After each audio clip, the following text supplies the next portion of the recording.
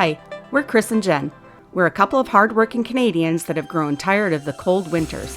We dreamed of somewhere warmer to move our boat. A lot of research led to Hopkins, Belize, and more specifically, the City River. We might have been a little crazy, but we went for it. We bought 5 acres of untouched jungle on a floodplain in a developing country. The reef is right there, and we can drive to multiple Mayan ruins and, of course, the wildlife. Everything seemed to be working in our favor. After our last trip, WestJet announced direct flights to Belize 6 months of the year. We literally booked one of the first flights we could. Hopkins, here we come. We loved our stay at the Hopkins Inn the first time, so we were back. Our daughter Emily was with us, so we planned on doing some touristy activities. We hooked up with our neighbor Don's wife Naomi and daughter Gabby and went ziplining. Alright, so what did you guys think about the ziplining? Awesome. Yeah? Who went faster? Emily or Gabby? I think I did. Oh, of course you did. It's not even a debate, I did. Hiking through the jungle in Belize. Somewhere at the end of this road, we hear there's a waterfall. I hear the waterfall. Yep. Alright, here we are at Bokawina Falls.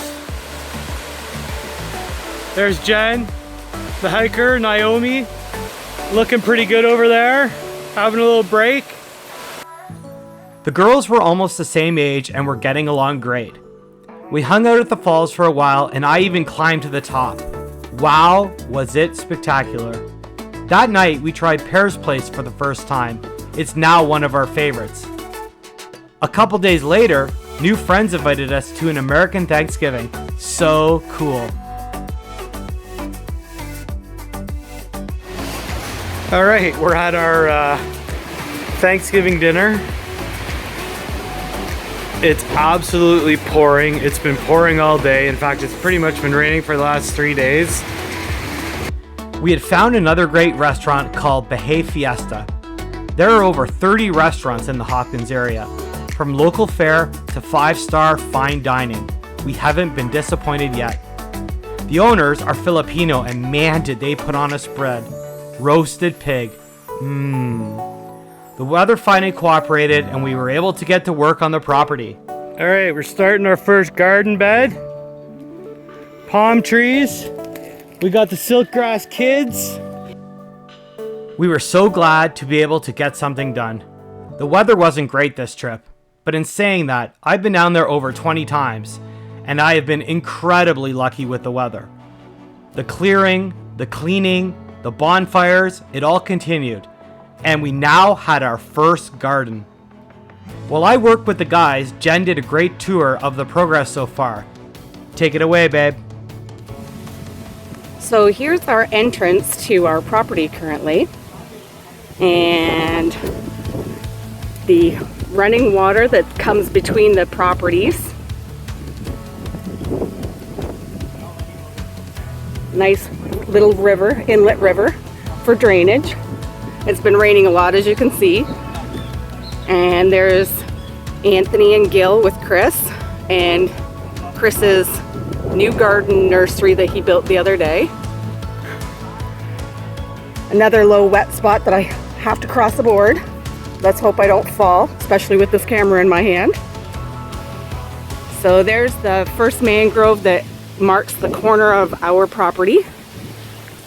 And you can see we've got big palms growing, little palms started.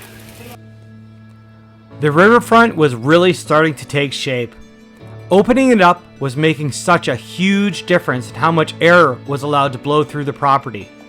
Even though it had poured for days, opening things up like this would allow the sun to dry it out much faster. We could finally start to see the river better. Man, is it beautiful. It's about 100 feet wide in front of us and 15 to 20 feet deep. We did, however, start to realize that the property was really low.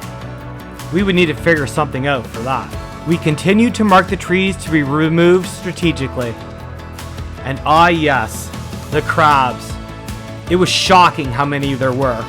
Some of them were actually pretty big. As we have developed the property, they have greatly reduced in number, but they are still there. It's been raining here for the last few days. There's a tropical storm up the coast of Mexico that's pushing a lot of rain and water this way.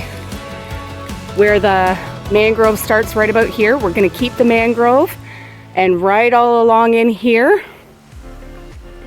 minus the trees, we're going to build a big slip for our big boat. So this goes across, so that was the next third of the property. And so I'm on the last third of the property. And here is the corner of our property. Well, I've taken you all the way across the front, and it's marked by mangroves. Big, big, nice, beautiful mangroves. Look at the size of those suckers. There's the stake, if you can see the pink on the stake. And where it's clear on the right, that's our property. Where it's not clear on the left is our neighbor, who is apparently from New York.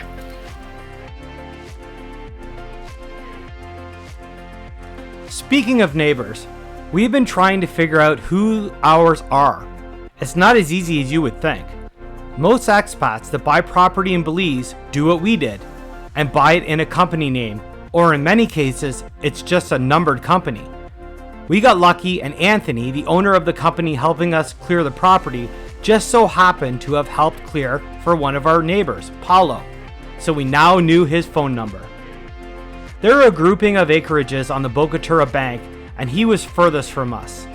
I finally got in touch with him to see what his plans were. I haven't mentioned this before, but you've seen how we get on the property, right? That's because there's no road. When we bought the property, we were shown an overhead survey that shows a road allowance, which is a government land set aside for a road, which would give us access.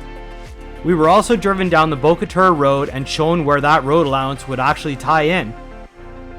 So I wanted to see if we could get together with some neighbors and start on the road, and power, and water. We knew if we couldn't share the costs, we would have to do this all ourselves. Paulo and I exchanged what our plans were, and our timelines were actually pretty similar. Great! At one point in the conversation, we start to discuss the road, and he says, well, we need an easement, which is like access through a landowner. I say, no, there's a road allowance, we don't need an easement. We go back and forth like a comedy skit, and finally he says, you know that f***ing road doesn't go anywhere. It starts at you and ends at me. Houston, we have a problem. We now realized we had bought 5 acres of untouched jungle on a floodplain in a developing country with no road access? What now? We were in love with this property. Should we stop? Should we give up? What are our options? So many gigantic questions. Thanks for watching. If you like this video, please hit the like button and don't forget to subscribe.